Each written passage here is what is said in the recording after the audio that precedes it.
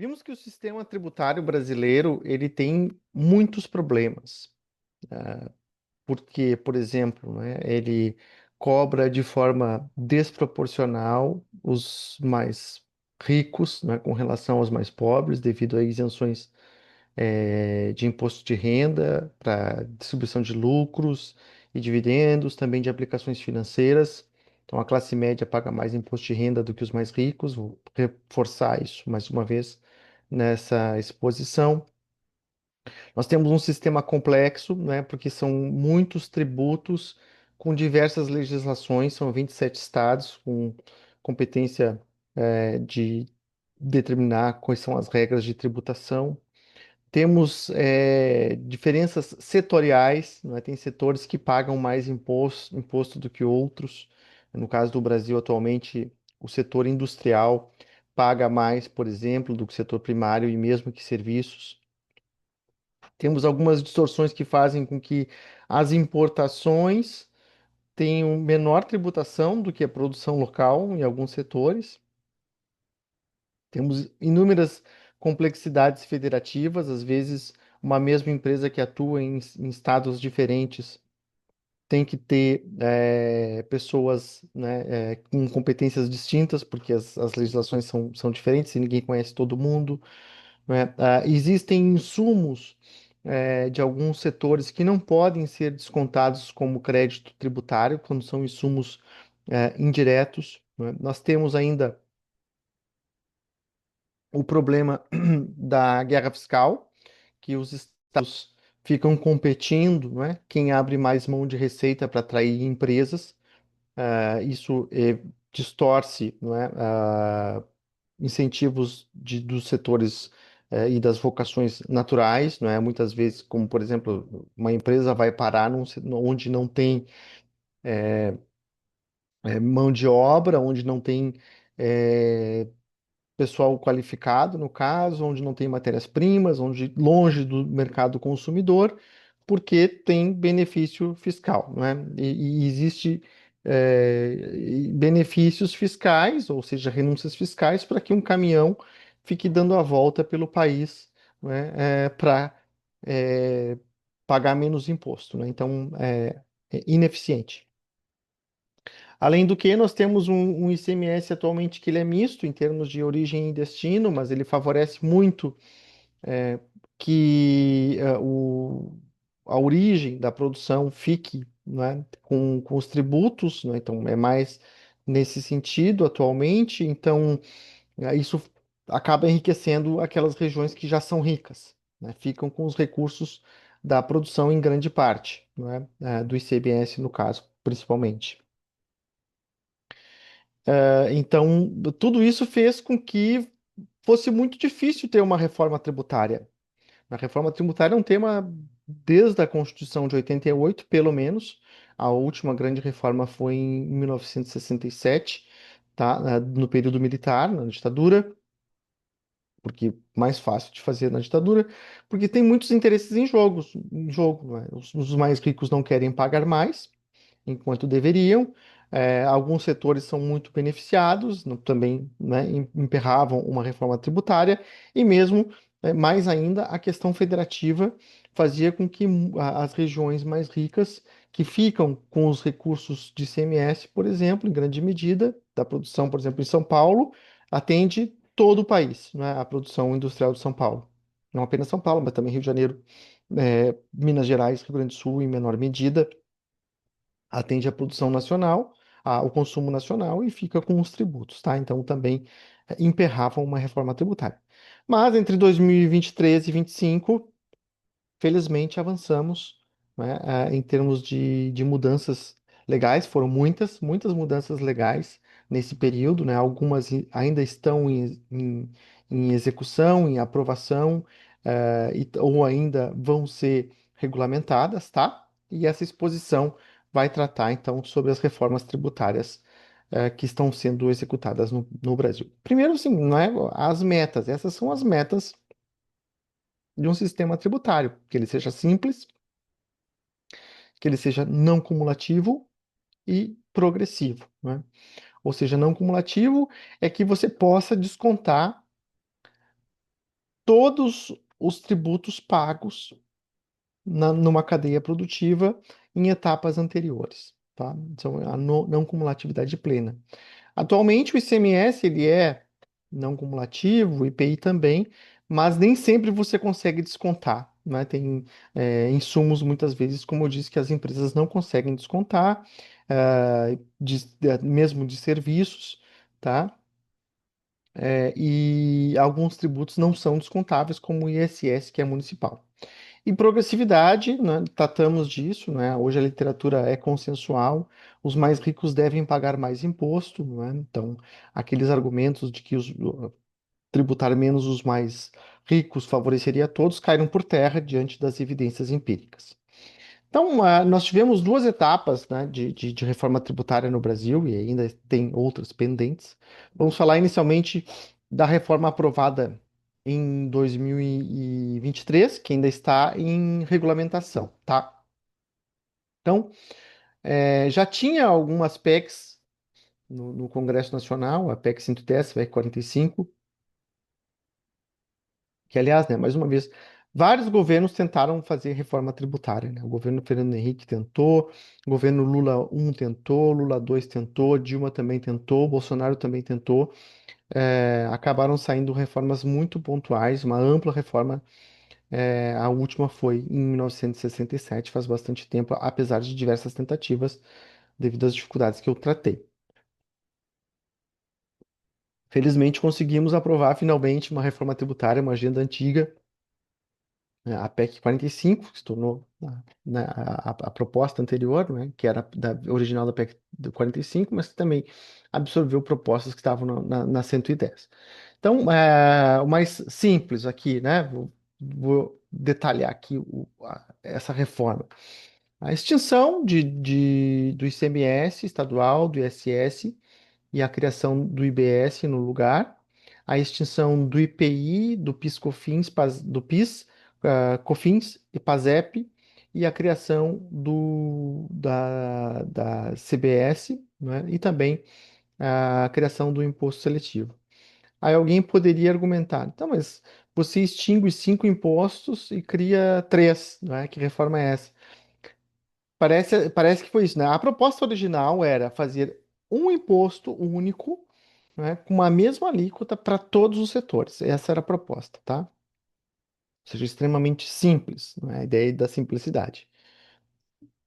Negociações para cá, negociações para lá, complexidade federativa, diversos setores, diversos interesses, Congresso Nacional, diversos partidos. No final, não é, não, isso não aconteceu. A reforma ela foi mudando, principalmente no Congresso Nacional, mas também nas negociações com estados, e acabou ficando um imposto sobre valor agregado dual, tá? Que é uma parte da União, outra parte de estados e municípios, mas, ao mesmo tempo, é uma mesma legislação, é uma legislação única, válida para todo o país. Tá? Então, na prática, é um imposto, né, que tem repartição, né, para a União, estados e municípios. Então, é a mesma legislação, e mesmo o imposto seletivo, que é o terceiro, ele acabou sendo uma alíquota adicional no imposto sobre valor agregado. Então, né, embora sejam três, ele tem uma mesma legislação válida para todo o território, né? E hoje nós temos vigendo no Brasil infinitas legislações, né? Porque são 27 estados, a União e mais de 5.500 municípios, né? Que têm alíquotas de ISS de cada município. Então, essa esquizofrenia acabou, tá? Vai acabar, na verdade, vai acabar. Tem também aqui uma novidade, alíquota zero para exportações, favorecendo as exportações e também para investimentos, o que é excelente, né? Principalmente para investimentos. Vai ter uma desoneração plena para investimentos e se eventualmente esse investimento tenha eh, pago imposto, né, na cadeia anterior, vai ser devolvido o tributo, né, para o investidor. Também vamos avançar numa base ampla, né? Todos os setores, como eu disse, a proposta inicial era que fosse uma única alíquota. Não aconteceu, mas de toda forma vamos ter uma base ampla de tributação, tá? Inclusive, principalmente aqui da questão das importações. As importações chegou no país, vai ser tributado igual, né? Então vai acabar com uma certa vantagem que alguns produtos importados tinham, né? Vai ser equiparado à tributação local, sem favorecer, sem prejudicar. Outro ganho gigantesco dessa reforma, não é? A guerra fiscal, né? Que principalmente entre estados, né? Como eu disse, isso era um problemão, não é?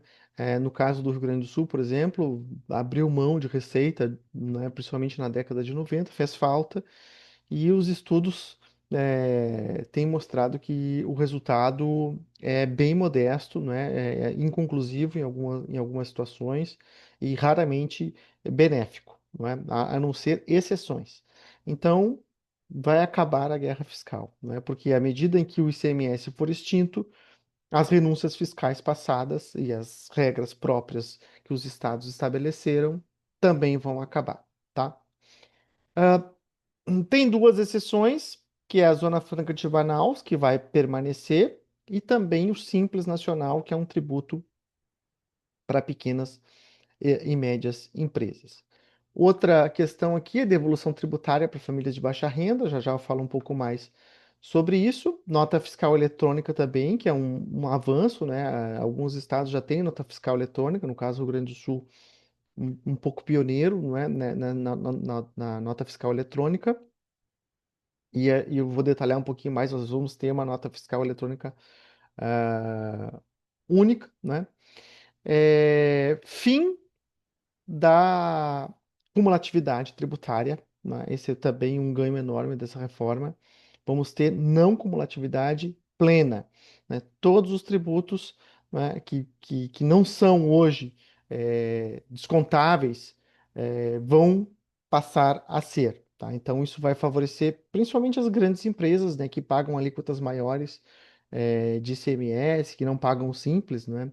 Que pagam alíquotas maiores de ICMS, de IPI, PIS/COFINS, né, e que esses tributos pagos, né, seja, por exemplo, contratou um advogado, não é, para a empresa, tem lá o imposto sobre valor agregado, pode descontar, não é, da tributação. Contratou um serviço aqui para a empresa, não é, de contador. Tem o IVA lá para o contador, pode descontar na tributação da empresa. Então vai ser o fim dos chamados resíduos tributários, que é esses tributos que as empresas acabam favorecendo. Então, essa reforma aqui, é preciso dizer, ela favorece principalmente as empresas médias e grandes, tá? Bom, que mais? A questão da tributação sobre o destino, não é? Também uma grande, isso é muito importante, é um grande avanço para o país, né? Como eu disse, nós temos um sistema tributário já há séculos, né? Que favorece muitas regiões produtoras. Era mais no passado, hoje um pouco menos, mas favorece as regiões que já são ricas. Então a gente vai migrar lentamente, né? Aqui vai ser mais lenta essa questão federativa um pouco mais complexa, né? Não pode também simplesmente mudar a receita tributária de regiões ricas de uma hora para outra, né? Mas nós temos atualmente que 65% da tributação, por exemplo, do ICMS está relacionado com valor agregado. Isso gera diversas distorções, como por exemplo aqui o caso bem claro, né, do Rio Grande do Sul, que temos um polo petroquímico em Triunfo, uma cidade pequena, não é, que tem uma empresa gigantesca que atende, né, não apenas ao estado, exporta, atende também a outros estados, ou seja, o valor agregado altíssimo, e o ICMS é repartido de acordo com o valor agregado, que favorece imensamente essa cidade que é pequena, né, que tem uma população pequena, e cidades vizinhas com população igual, Nova Santa Rita ali, não tem esse benefício, tá? Então isso vai acabar também, né, ao longo do tempo, tá? Vai ser um pouco mais lento, mas vai acabar. A distribuição vai ser 85% de acordo com a população, não é? 10% de acordo com o desempenho educacional e 5% distribuídos a todos igualmente. Essa transição vai ser lenta, vai ser bem lenta, vai ser de 50 anos, mais progressiva, não é? no sentido de não penalizar muito as regiões ricas e também diminuir a resistência, né? Lembre-se que foi difícil de aprovar essa reforma. E aí essa transição lenta eh, permitiu com que os que vão perder com a reforma, principalmente as regiões ricas, no caso específico aqui que eu estou falando, mas também as pessoas mais ricas que também perdem um pouco, ah, tivessem menor resistência, tá? Ainda a alíquota vai ser cobrada por fora do preço, ou seja, uma alíquota de 25%, por exemplo, né, vai ser, o preço sem imposto é 100, então 25 é a alíquota, então fica 125, né, é 100%, é 25% do 100, tá? Então, às vezes hoje é meio confuso isso, às vezes a alíquota é por dentro, o que gera também imprecisões de cálculos, tá? Como eu disse, teremos uma mesma legislação, é, centralizada, o que é excelente, não é? Uma única lei, tá? Para o país inteiro. Bom, ainda, essa questão federativa vão ser criados dois fundos, não é? Um fundo de convalidação de benefícios fiscais, válido a partir de 2025, não é? Que à medida em que as alíquotas de CMS vão caindo, as renúncias fiscais vão caindo, tá? Essa transição ainda não começou, mas vai começar. E isso, bom, a União vai compensar, né, através de um fundo que inicialmente vai começar com 8 bilhões, não é?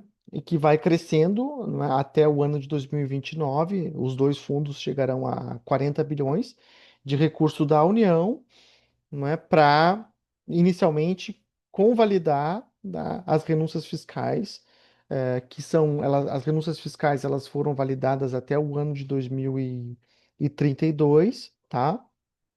Então, a partir de 2033, as renúncias fiscais passam a ser ilegais e aí não vai ter mais convalidação por parte da União.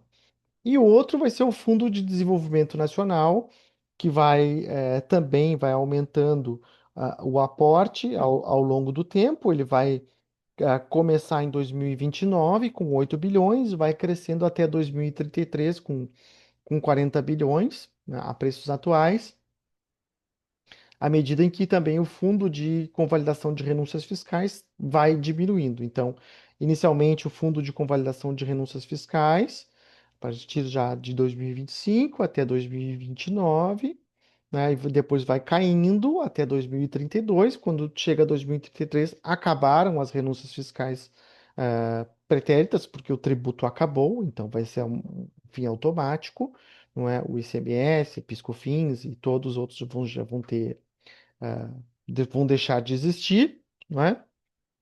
E, portanto, não tem mais renúncia fiscal. E assim a gente acaba com esse problemão das renúncias fiscais.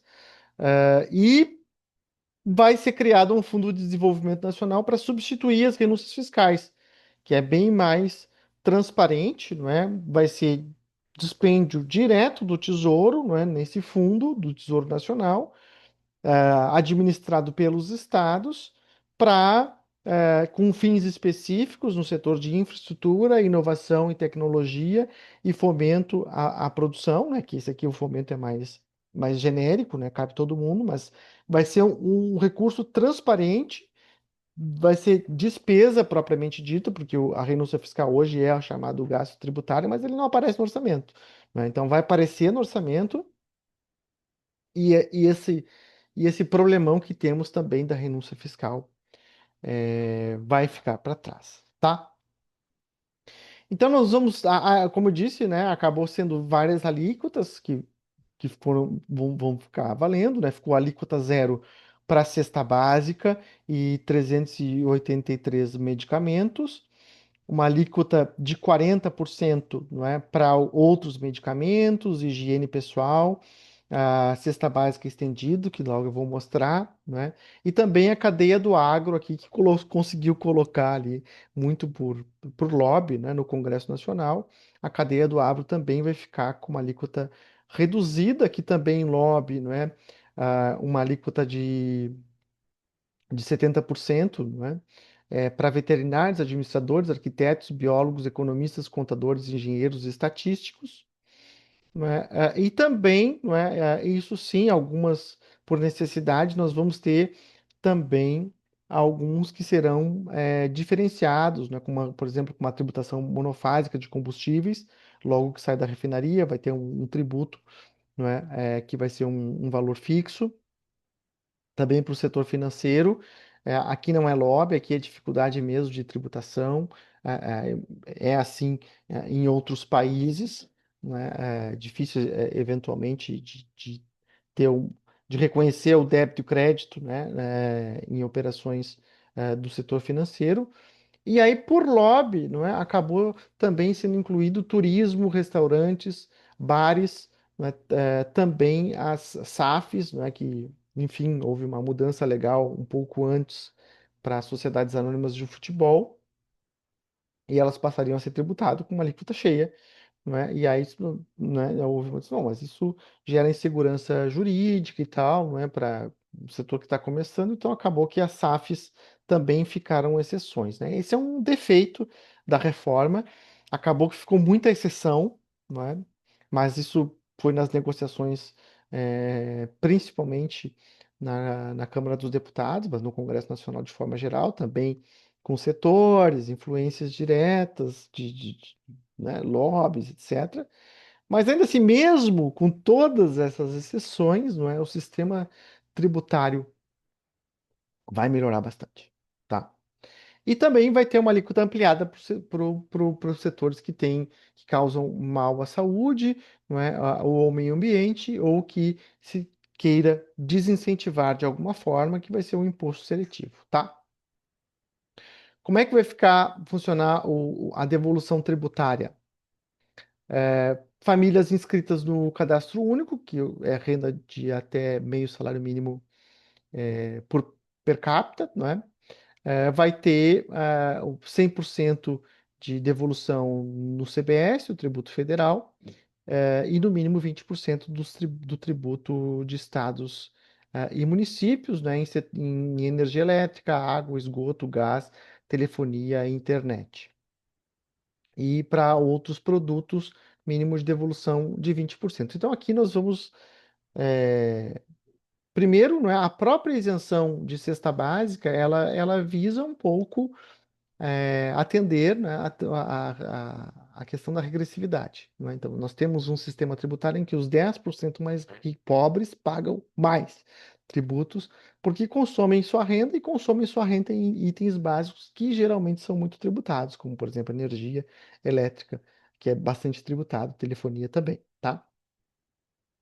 Então, não apenas vai ter redução de tributos para esses itens mais básicos, que pesam no bolso dos mais pobres, mas também a devolução tributária. Então, a gente vai aqui reduzir imensamente a nossa regressividade tributária, tá? Como é que vai funcionar para a cesta básica? Hoje a alíquota média de alimentos é 17,5%, é muito variável, né? Cada estado tem as suas legislações e especificidades, né? Mais uma vez, isso vai acabar, né? Nós vamos ter uma cesta básica, né, com alíquota zero, né? A alíquota atual da cesta básica também variável, mas a média é 8%, o que perfaz 35,6% dos alimentos, tá? Uma cesta básica estendida, que pega 30% dos alimentos que hoje pagam, em média, 15,8%, né, vão pagar uma alíquota de 10,6%, né, mas ainda assim, com devolução tributária para baixa renda, que pega um terço da população, tá? Então, assim, de forma geral, a tributação sobre os alimentos vai cair, não é? A média passará para 12%, mais ou menos, não é? Atualmente é 13,3%, mas vai ser 11% para baixa renda e 13% para os demais.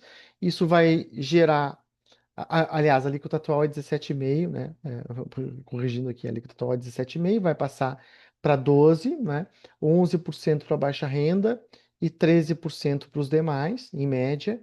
Isso gera, fiz uma conta aqui, né? Gera mais ou menos uma redução de 13,4 a 5% nos preços dos alimentos. Só que vai ser diluído ao longo do tempo, ao longo da transição, né? Então as pessoas nem vão perceber muito, né? Mas de toda forma haverá uma redução de alimentos. A cesta básica estendida hoje, com uma tributação de 15,8, vai passar para 10, não é? O que vai gerar uma queda de preços de aproximadamente 4,5%, né? E carnes também, né? Que foi incluído carnes, né? Eu acho que, não sei se foi uma boa, acho que não, porque à medida que a gente vai colocando exceções, exceções, exceções, exceções, e a alíquota cheia vai crescendo para compensar, não é? Que foi, né, outro problema aqui, que foi desdobramento, né? Então, coloca as carnes. Bom, carne é um item de consumo muito relevante na cesta básica, e se você coloca a alíquota zero para carnes, os outros vão ter que ser tributados a mais. Foi o que aconteceu, tá? Vai passar a alíquota zero para carnes, isso vai gerar uma redução de preços na ordem de. Ou melhor, a alíquota de 11%, 11,5%, tá? De preços. E para a cesta básica, no geral, uma redução de preços de 7,4% mais ou menos, tá? Quais são os alimentos de cesta básica? Carnes, né? Todos os tipos de carnes, leite, farinha, arroz, feijão, pão francês, mate, óleo de babaçu, queijo, sal, manteiga, café, açúcar, aveias, coco, fórmula infantil, milho, manteiga, margarina, massas e tubérculos. Esses vão ter alíquota zero. Isso foi de acordo com a média, né, de consumo do país. Por isso que entrou aqui, inclusive, questões regionais, como mate e babaçu, né? Óleo de babaçu. Alíquota reduzida: bolacha, crustáceos, extratos de tomate, cereais, amendoim, compostos lácteos, massa recheada, mel, óleo de soja, pão de forma, polpas, hortaliças e sucos. Então, muitos alimentos aí que vão ter redução.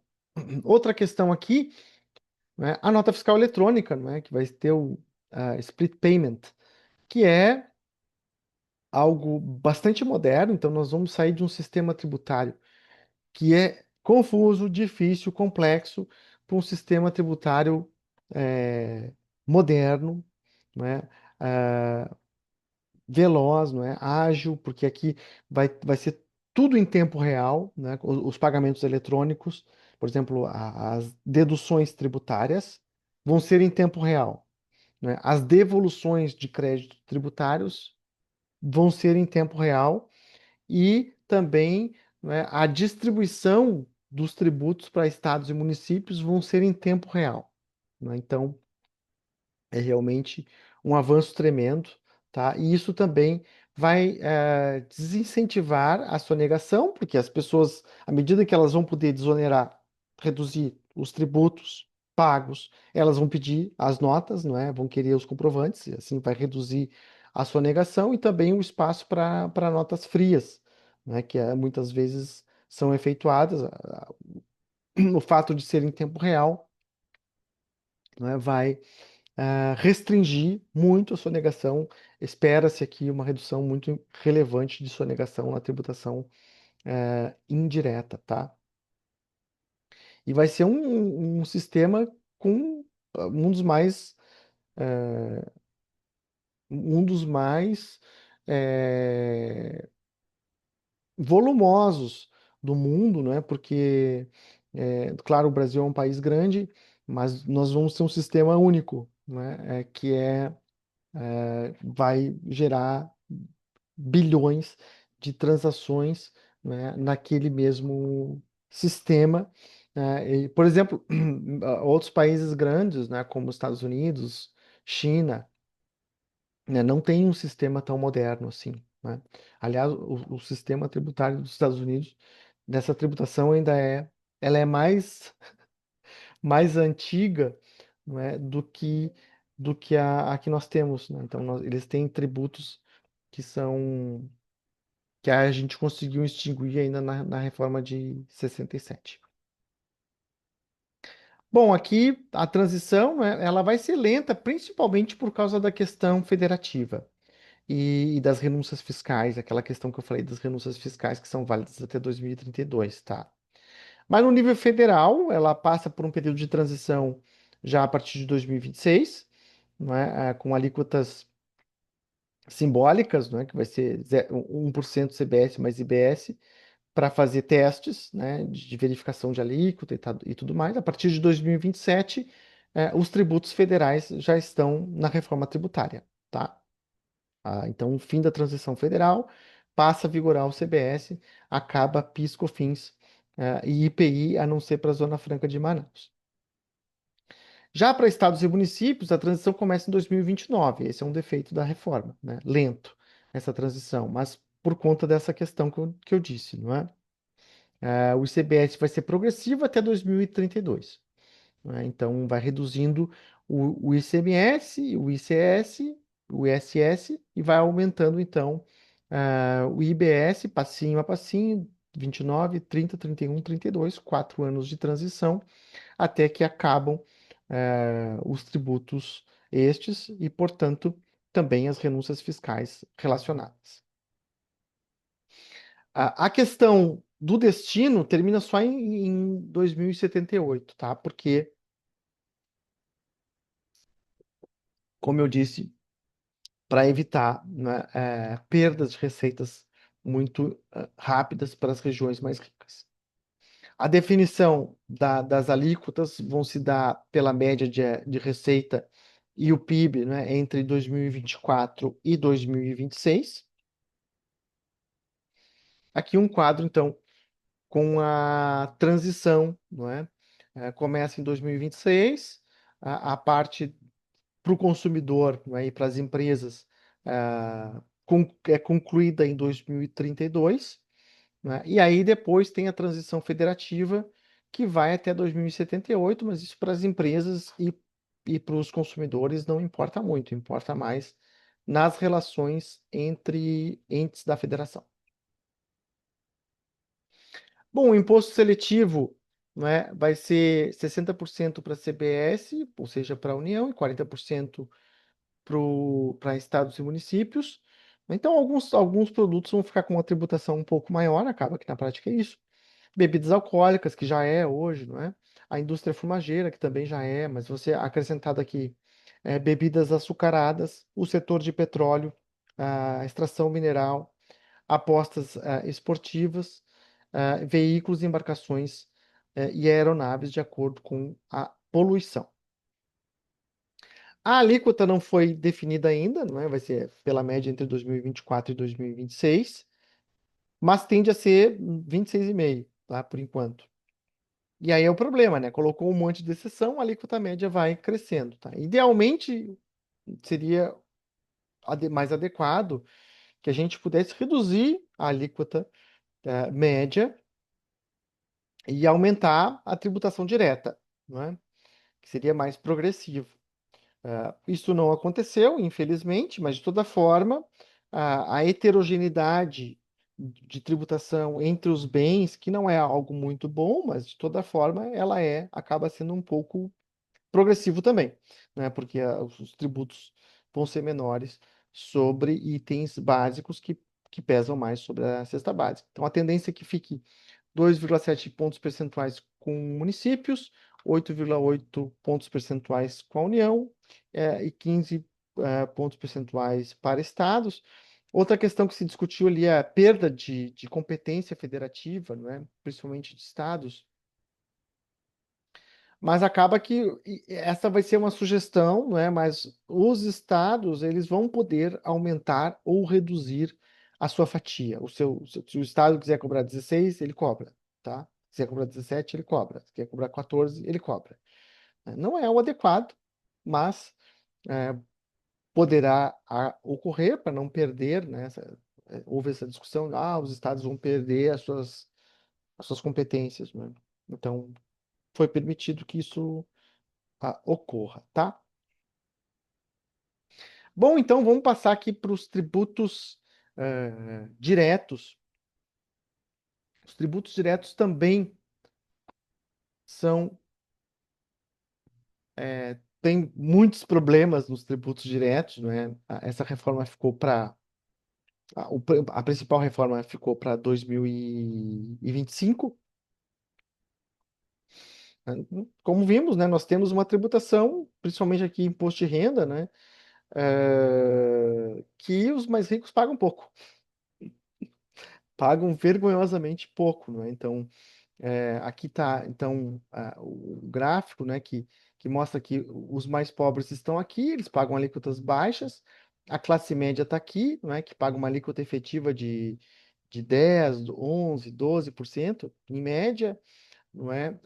E aqui estão os mais ricos, né, que pagam realmente alíquotas extremamente baixas. E quanto mais rico, menos paga, né, devido à tributação diferenciada para trabalho, capital e aplicações financeiras. Então, uma distorção, né, evidente.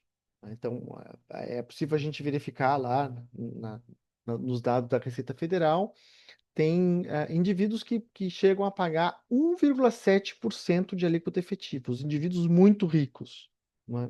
Os muito, muito ricos, que ganham milhões, né, por mês.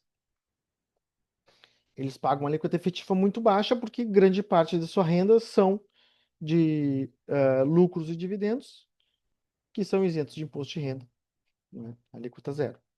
Tá.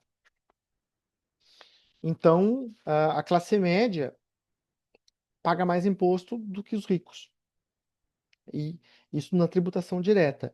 E na tributação indireta, os pobres, os pobres mesmo, pagam mais do que a classe média e do que os ricos, né? Então, nós temos um sistema regressivo sobre diversos aspectos, tá? Então, aqui, né, o sistema, a condição atual que nós temos. eh, Agora ficou com isso aqui, como é que eu tiro? Peraí. Deixa eu ver se eu consigo apagar isso aqui. Pronto. Tá. O que já foi realizado já está valendo, né? Tributação sobre fundos exclusivos, né? Essa foi uma mudança de já vigorando em 2024, não é? Que os fundos dos muito ricos, não é? Fundos de aplicações financeiras, eles pagavam o imposto de renda apenas no resgate, o que fazia com que o imposto não pago rendesse, tá? Então, os demais fundos já pagavam, não é? O chamado come cotas. Aí passou a vigorar então também para os fundos exclusivos, que têm um patrimônio médio de 10 milhões, né? O fundo exclusivo ele é um fundo que tem um aporte mínimo de 1 milhão.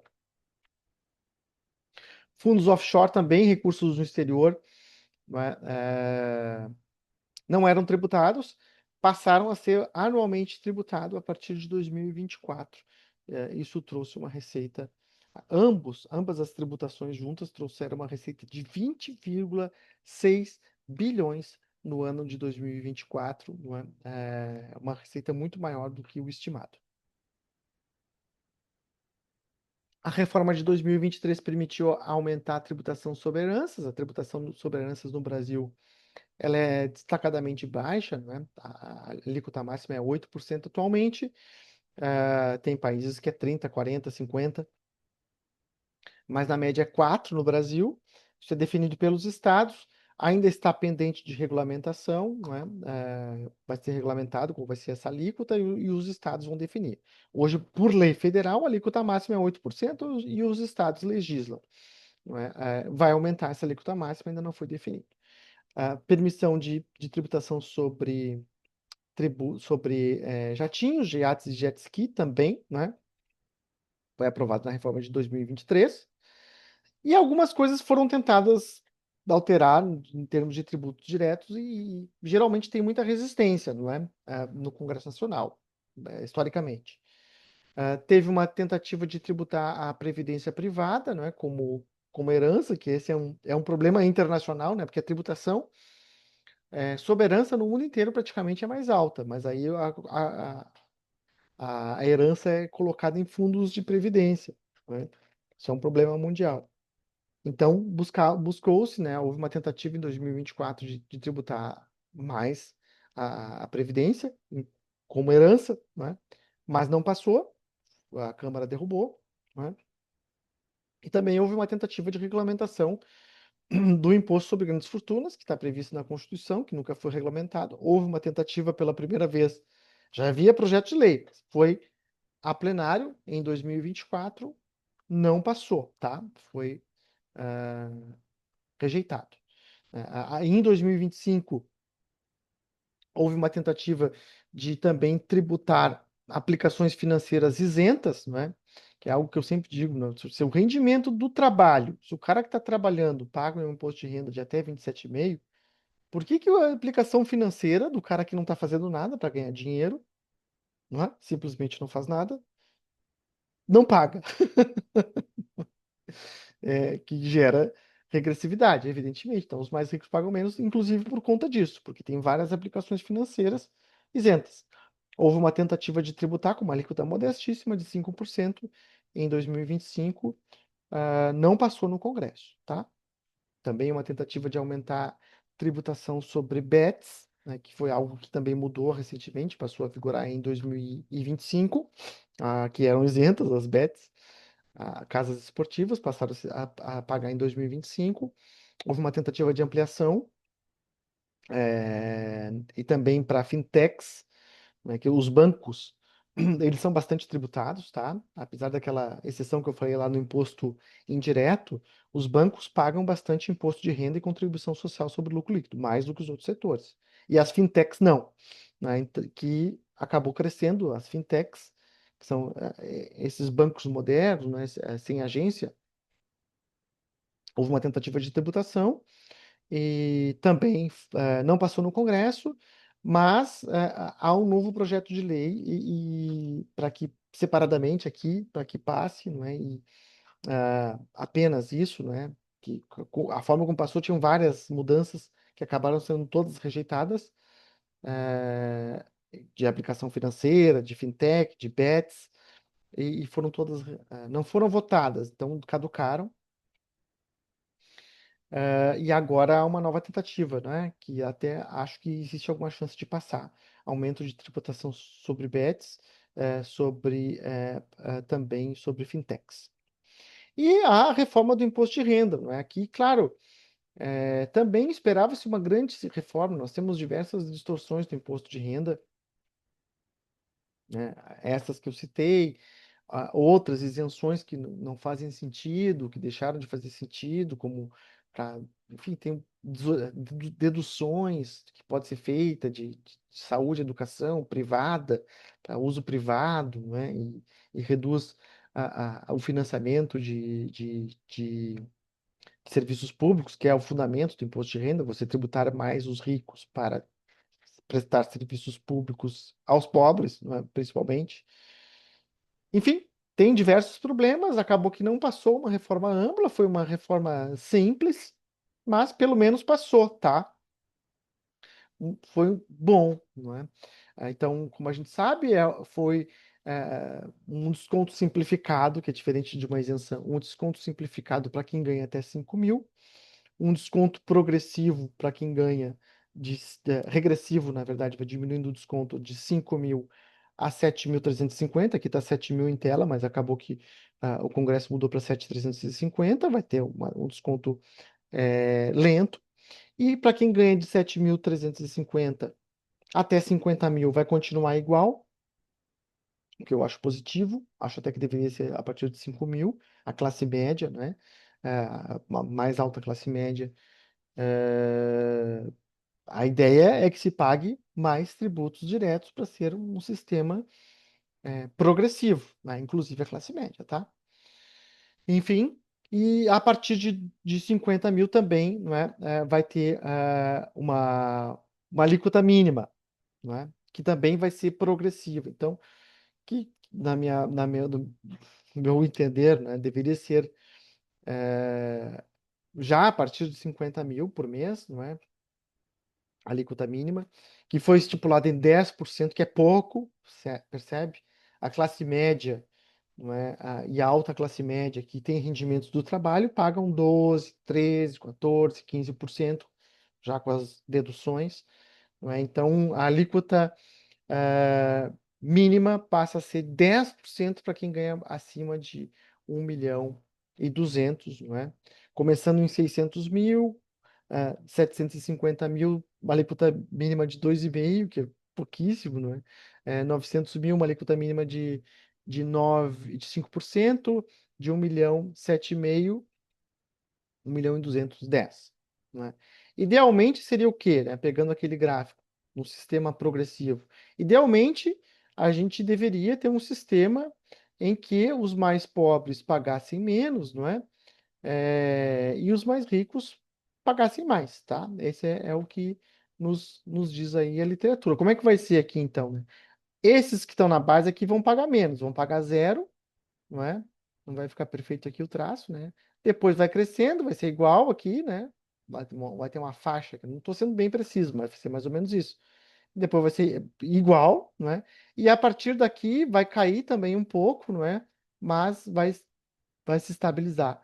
Aqui, opa, não é exatamente neste patamar, vai se estabilizar aqui, na verdade, em 10%, tá? Então vai ser assim o novo gráfico. Então, a classe média, a alta classe média, vai continuar pagando mais do que os bilionários. Aqui é milionário mesmo, quem ganha acima de 1.000.000, né? Não é maravilhoso. O ideal é que, idealmente, não é? A gente deveria ter um sistema assim, em que os mais ricos pagassem mais. Quanto mais rico, mais pagar, mais paga em proporção, não é? Sendo que, enfim, parte da classe média paga. Eu pago 18%, tá? Então aqui a gente está falando de uma alíquota mínima de 10%. Então é pouco. Acaba que, na verdade, essa reforma foi tímida, não é? Em termos de aumentar a tributação para os mais ricos, é insuficiente, mas ao mesmo tempo foi um avanço, não é? Então é preciso reconhecer que foi um avanço, mas é pouco ainda, não é? Então os muito ricos do Brasil continuarão pagando pouco imposto, mas vão pagar mais, tá? Então aqui um gráfico trazido pela Globo, não é? Como é a alíquota, né? Aqui é progressiva, 2,5, 5, 7,5, 10, né? Quanto que vai pagar mais de imposto aqui, né? Aqui, ó, tá certo? Vai pagar, né, mais. E também aqui quanto paga hoje, embaixo, né?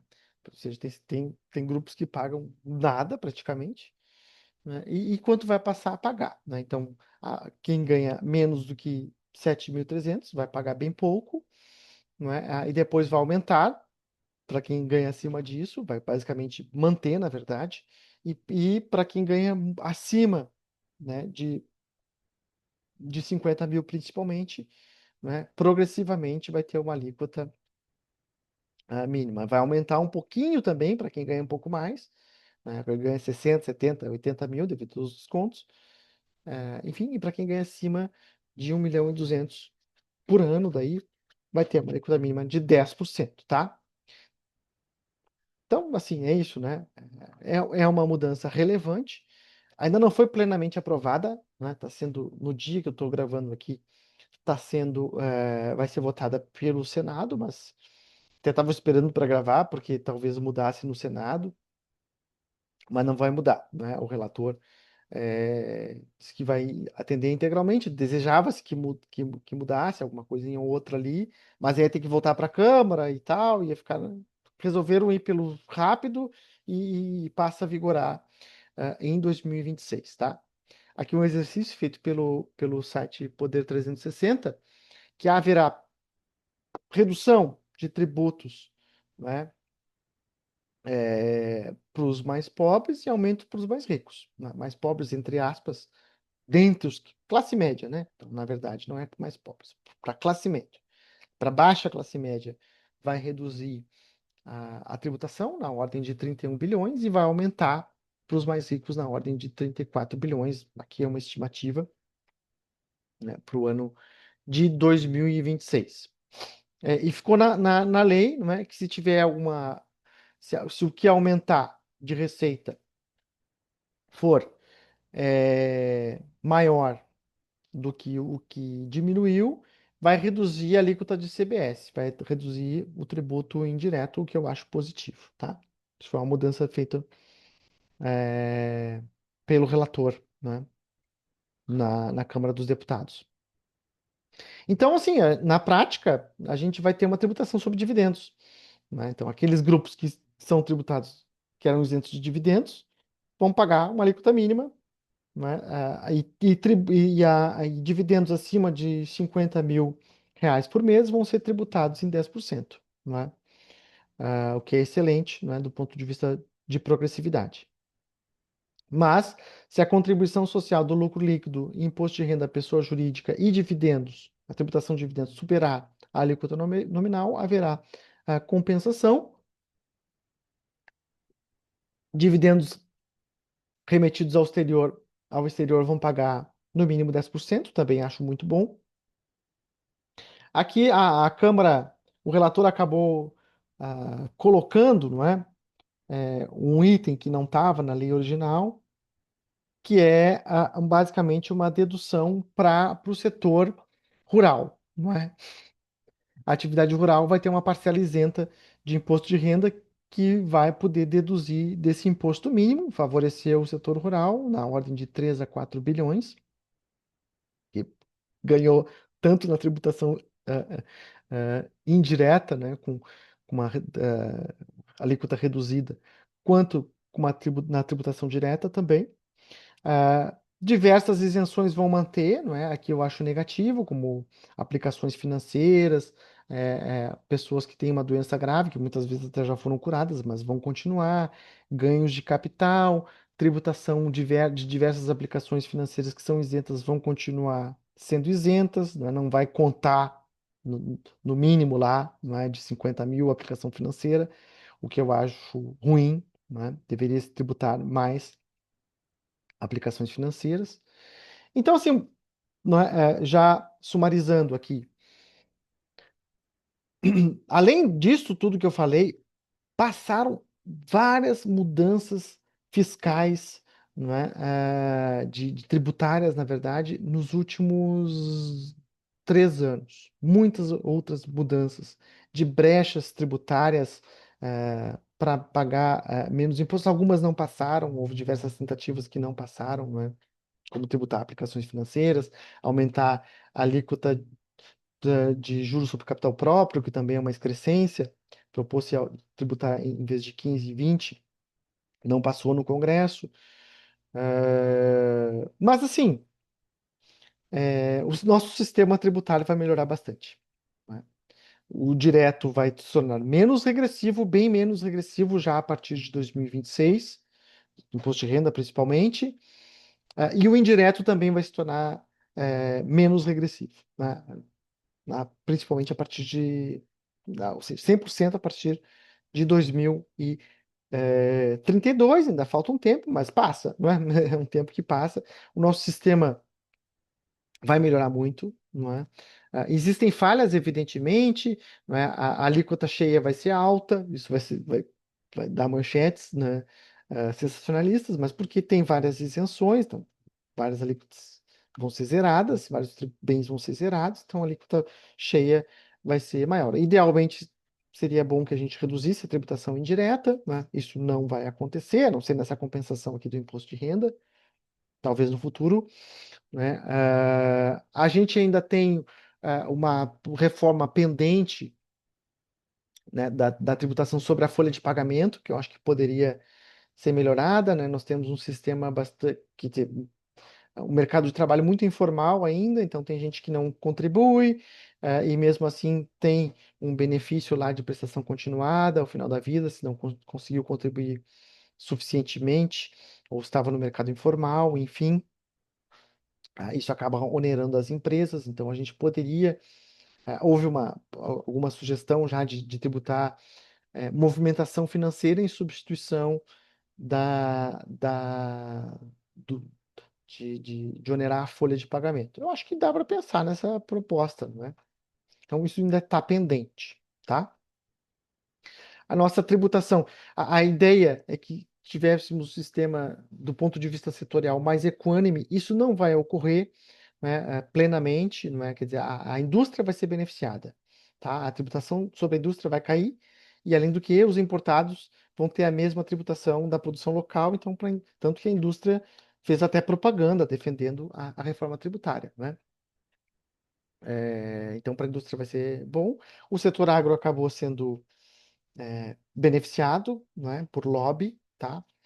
Nós temos ainda no Brasil uma tributação territorial rural, mais uma vez, baixíssima, né? A alíquota é ridiculamente baixa, a produção, a propriedade rural praticamente não paga imposto, não é? Sendo que a gente tem fazendas, não é, gigantescas no país, que são hereditárias e tal, não é?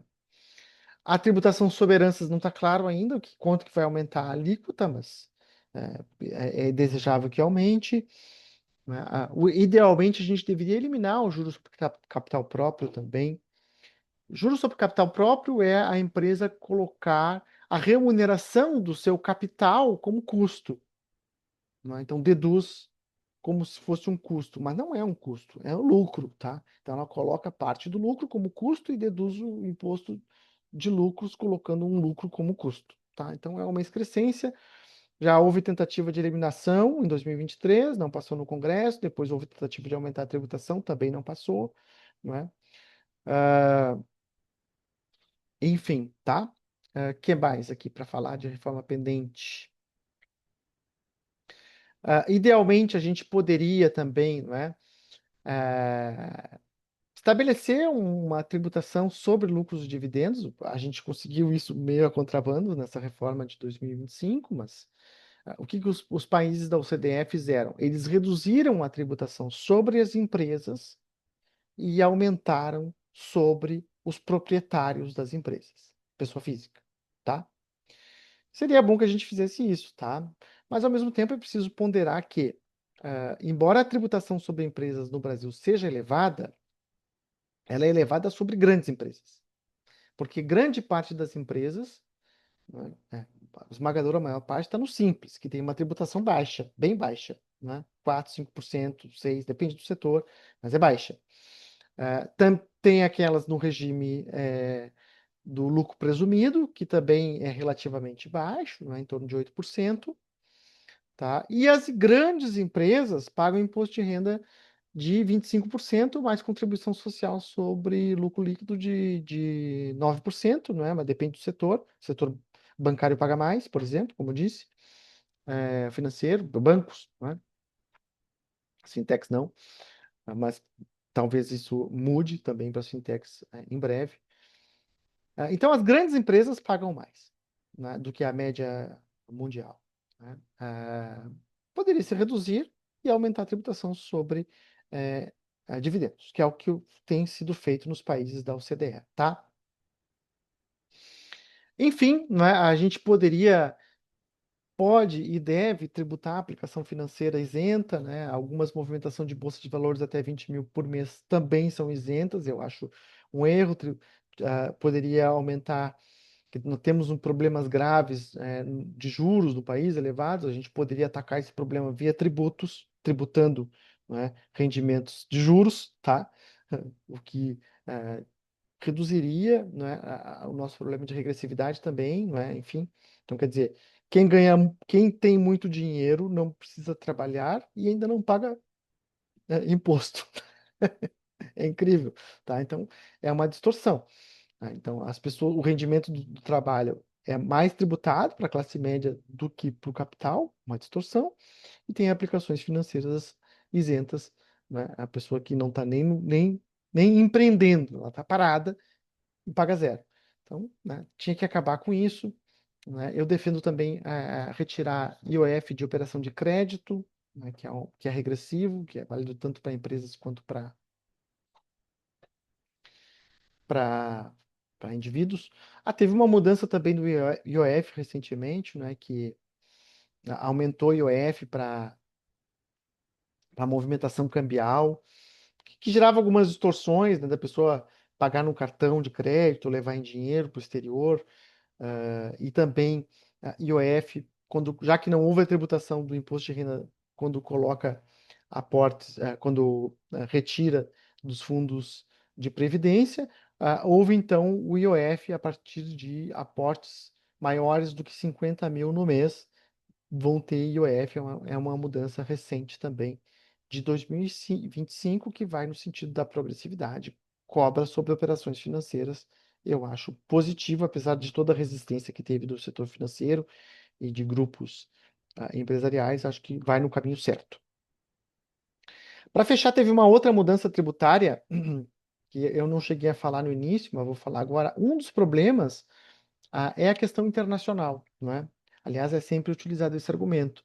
Se você tributar mais os mais ricos, eles vão sair do país, não é? E de fato isso tende a ocorrer, uma parte vai sair, ainda mais com mobilidade de capitais que temos, né? Conversibilidade de moeda fácil, é fácil de sair. E isso tende a acontecer? Tende, não é? Então é um problema mundial, tá? Mas é uma agenda internacional também. Né? Então, os paraísos fiscais são mais graves ainda, né? Que são aquelas regiões que